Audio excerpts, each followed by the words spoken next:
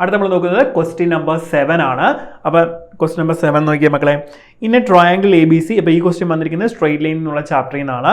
പിന്നെ triangle A B C, suppose y equal to x is the equation of the bisector of the angle B and the equation of the side A C is 2x minus y equal to 2 if 2ab equal to bc and the point a and b are respectively 4,6 and alpha beta, then alpha plus 2 beta ആണ് കണ്ടുപിടിക്കേണ്ടത്. അപ്പോൾ question കാണുമ്പോൾ ഭയങ്കര lengthy ആയിട്ട് തോന്നും, കുറച്ച് ബുദ്ധിമുട്ടായിട്ട് feel ചെയ്യും. പക്ഷെ നമുക്ക് സിമ്പിൾ ആയിട്ട് ചെയ്യാൻ പറ്റുന്ന ഒരു ക്വസ്റ്റ്യൻ തന്നെയാണ്. അപ്പം ക്വസ്റ്റ്യൻ ഒന്ന് നമ്മൾ സെപ്പറേറ്റ് ആയിട്ട് വായിച്ച് ഓരോന്ന് ഫോം ചെയ്ത് എഴുതി വരുമ്പോഴത്തേക്കും നമുക്ക് ആൻസറിലേക്ക് എത്താൻ പറ്റും. നമുക്ക് എങ്ങനെയാണ് ചെയ്യുന്നത് നോക്കാം. ഓക്കെ, ഫസ്റ്റ് നമ്മൾ എന്ത് ചെയ്യുന്നുണ്ട്, ഒരു ട്രയാങ്കിൾ നമ്മൾ പ്ലോട്ട് ചെയ്യുന്നുണ്ട്. ഓക്കെ, അപ്പോൾ എല്ലാം ട്രയാങ്കിളിൻ്റെ കേസ് പറയുന്നുണ്ട്, ഒരു ട്രയാങ്കിൾ നമ്മൾ വരയ്ക്കുന്നു. ഓക്കെ, ഇനി അടുത്ത എന്താ മക്കളെ വരുന്നത്, ഇന്ന് triangle A B C, suppose y equal to x is the equation of the bisector of the angle B. അപ്പം ഞാൻ എന്ത് ചെയ്യുന്നുണ്ട്, അപ്പോൾ ഞാൻ എ ബി സി എന്ന് പറഞ്ഞ് എന്ത് ചെയ്യുന്നുണ്ട്, ട്രയാങ്കിളിൻ്റെ സൈഡ്സ് മാർക്ക് ചെയ്യുന്നുണ്ട്, A B C. Okay, then എന്താ പറയുന്നത്, y equal to x is the equation of the bisector of the angle B. Okay, അപ്പോൾ equation of the bisector. Okay, അപ്പോൾ നമുക്ക് എങ്ങനെ വരയ്ക്കാം, എന്താ ഇവിടുന്ന് ഞാൻ ഇങ്ങോട്ടേക്ക് വരയ്ക്കുന്നു. ക്ലിയർ ആണല്ലോ. അപ്പം ഇതെന്ന് പറയുന്നത് ഈ ഇക്വേഷൻ, ലൈനിൻ്റെ ഇക്വേഷൻ എന്ന് പറഞ്ഞാൽ എന്താ മക്കളെ, y ഈക്വൽ ടു എക്സ് എന്നാണ്. ഓക്കെ, അതാണ് പറഞ്ഞിരിക്കുന്നത്. And the equation of the side A C, A C എന്ന് പറഞ്ഞാൽ എന്താണ്, ഈ സൈഡിൻ്റെ ഇക്വേഷൻ എന്ന് പറഞ്ഞാൽ എന്താ തന്നിരിക്കുന്നത്, നമുക്ക് 2x, ഞാൻ ഇങ്ങോട്ട് എഴുതുവാണ്, ഈ ലൈനിൻ്റെ ഇക്വേഷൻ ആണ് കേട്ടോ. ഈ ലൈനിൻ്റെ ഇക്വേഷൻ എന്ന് പറഞ്ഞാൽ 2x minus y equal to 2 എന്നാണ്. ക്ലിയർ, അത് രണ്ടും ക്വസ്റ്റ്യൻ തന്നിട്ടുണ്ട്. Then if 2ab equal to B C, നോക്കിയാൽ എ ബി ബി സി തമ്മിലുള്ള റേഷ്യോ ആണ് പറഞ്ഞിരിക്കുന്നത്. 2ab equal to B C എന്നാണ് പറഞ്ഞിരിക്കുന്നത്. അതായത് A B by B C എന്ന് പറഞ്ഞാൽ നമുക്ക് എത്ര തന്നിരിക്കുന്നത്, 1/2 ആണ് അല്ലേ. നമുക്കറിയാം ഈ റേഷ്യോവും തന്നെയാണ് എന്ത് വരുന്നത്, ഈ റേഷ്യോയും വരുന്നത്. അതായത് എ ബി ബൈ, നമുക്ക് ഇവിടെ വേണമെങ്കിൽ ഡി എന്നോ എന്തെങ്കിലും ഒരു പോയിന്റ് കൊടുക്കാം. ഇനി നമുക്ക് ഡി എന്ന് വേണമെങ്കിൽ റെപ്രസെൻറ്റ് ഈ പോയിന്റ്. അങ്ങനെയാണെങ്കിൽ A B by B C എന്ന് പറയുന്നത് എ ഡി ബൈ ഡി സിയോട് ഈക്വൽ ആണ്, നമ്മൾ പഠിച്ചിട്ടുള്ള കാര്യമാണ് അല്ലേ. അങ്ങനെയാണെങ്കിൽ A D is to D C എന്ന് പറയുന്നതും എത്ര തന്നെയാണ് റേഷ്യോ വരുന്നത്, 1:2 എന്നുള്ള റേഷ്യോയിൽ തന്നെയാണ് വരുന്നത്. ക്ലിയർ ആണല്ലോ മക്കളെ. ദെൻ ഇവിടുത്തെ ഒന്നും കോർഡിനേറ്റ്സ് നമുക്ക് അറിയത്തില്ല. ഈ കോർഡിനേറ്റിന് ഞാൻ HK എന്ന് പറയുന്നു. എനിക്ക് കോർഡിനേറ്റ് അറിയത്തില്ല ഇത് അല്ലേ. അപ്പോൾ ഞാൻ HK എന്ന് കൊടുക്കുന്നു. ദെൻ ഈ കോർഡിനേറ്റ് ബിയുടെ കോർഡിനേറ്റ് ആൽഫ ബീറ്റ എന്ന് പറയുന്നുണ്ട് ക്വസ്റ്റ്യനിൽ, അതും നമ്മൾ എഴുതി. ഇപ്പോൾ ക്വസ്റ്റ്യൻ തന്നിരിക്കുന്ന കാര്യത്തിനെല്ലാം നമ്മൾ എന്ത് ചെയ്തിട്ടുണ്ട്, ഒന്ന് ഓവറോൾ മനസ്സിലാക്കിയിട്ടുണ്ട്. അപ്പോൾ അത് നോക്കി, ഈ ലൈനിൻ്റെ ഇക്വേഷൻ എന്ന് പറയുന്നത് y ഈക്വൽ ടു എക്സ് ആണ്. ഈ ലൈനിൻ്റെ ഇക്വേഷൻ എന്ന് പറയുന്നത് 2x minus y equal to 2 ആണ്. അങ്ങനെയാണെങ്കിൽ ഇതിൻ്റെ പോയിന്റ് ഓഫ് ഇന്റർസെക്ഷൻ പോയിന്റ് ആണ് എന്ത് വന്നിരിക്കുന്നത്, ഈ ഡി എന്ന് പറയുന്നത് അല്ലേ. അങ്ങനെയാണെങ്കിൽ നമുക്ക് ആ രണ്ട് ഇക്വേഷൻസ് സോൾവ് ചെയ്ത് കഴിഞ്ഞാൽ ആ പോയിന്റ് ഡി നമുക്ക് കണ്ടുപിടിക്കാൻ പറ്റുമല്ലോ. അപ്പോൾ ആ പോയിന്റ് ഡി നമുക്ക് കണ്ടുപിടിക്കാം. എന്ത് ചെയ്താൽ മതി, ആ രണ്ട് ഇക്വേഷൻസ് സോൾവ് ചെയ്യുകയാണ്. ഫസ്റ്റ് ഇക്വേഷൻ എന്താണ്, 2x minus y equal to 2 എന്ന് വരുന്നുണ്ട്. ദെൻ മറ്റേത് എന്താണ്, x minus y equal to 0, x minus y equal to 0 എന്ന് വരും. അപ്പോൾ ഇത് സോൾവ് ചെയ്ത് സബ്ട്രാക്ട് ചെയ്യുക. ഇക്വേഷൻ നമ്പർ 1ഉം ഇക്വേഷൻ നമ്പർ 2ഉം കൂടെ നമ്മൾ എന്ത് ചെയ്യുന്നുണ്ട്, സബ്ട്രാക്ട് ചെയ്യുന്നു. അപ്പോൾ നമുക്ക് എന്താ ആൻസർ വരുന്നത്, x ഈക്വൽ ടു നമുക്ക് എന്ത് കിട്ടും, 2 എന്ന് കിട്ടും.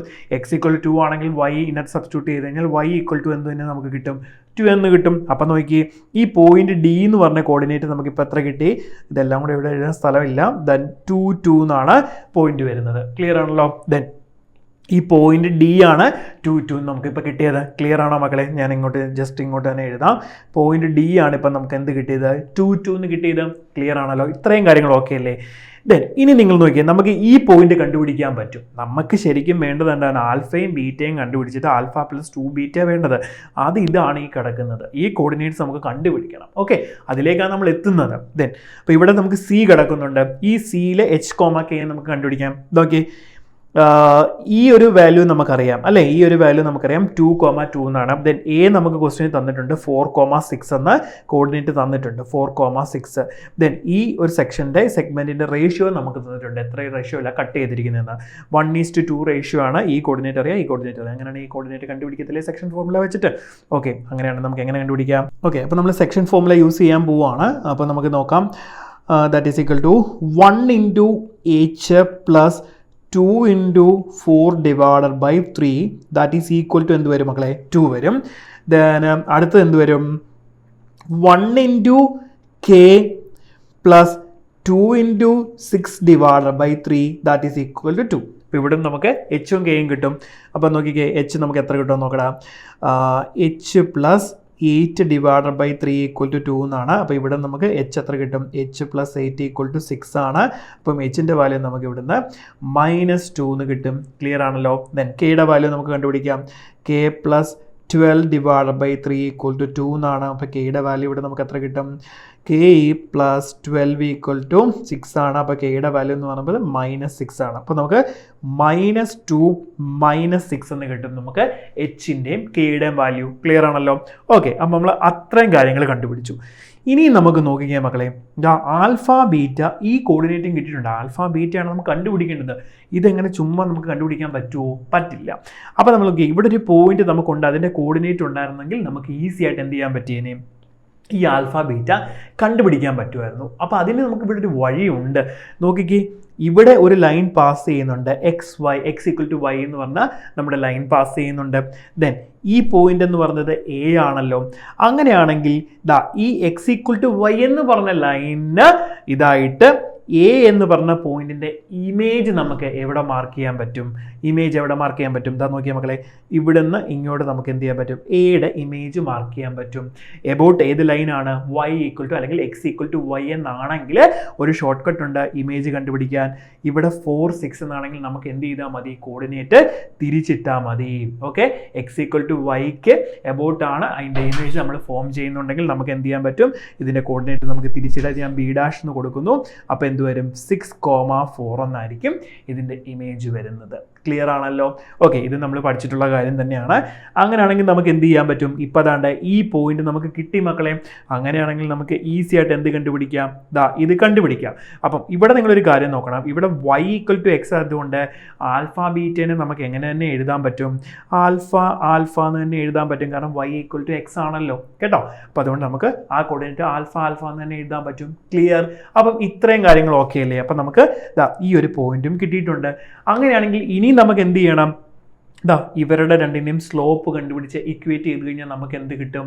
ആൽഫയുടെ വാല്യൂ കിട്ടും. ഇവിടെ ആൽഫയും ബീറ്റയും ഈക്വൽ ആണെന്ന് നമുക്കപ്പോൾ മനസ്സിലായി അല്ലേ? അപ്പോൾ ഞാൻ എന്ത് ചെയ്യുന്നുണ്ട്? ആദ്യം സ്ലോപ്പ് ബി ഡാഷ് സിയുടെ സ്ലോപ്പും അതുപോലെ തന്നെ ബി ഡാഷിൻ്റെ സ്ലോപ്പും കൂടെ ഞാൻ എന്ത് ചെയ്യുന്നുണ്ട്? ഇക്വേറ്റ് ചെയ്യുന്നു. പറയുന്നത് മനസ്സിലാവുന്നുണ്ടോ?